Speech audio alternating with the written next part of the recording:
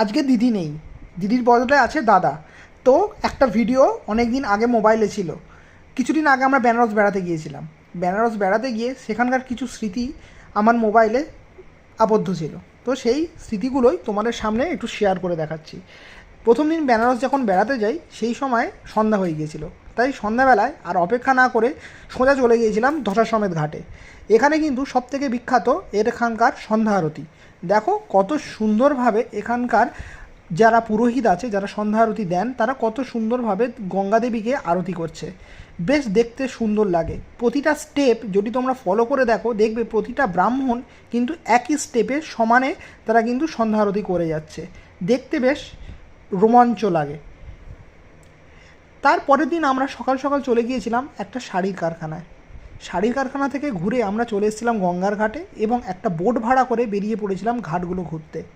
খুব সুন্দর লাগলো ঘাটগুলো ঘুরে। আবার তার পরের দিন সন্ধ্যাবেলায় চলে গেলাম আবার দশাশ্বমেধ ঘাটে।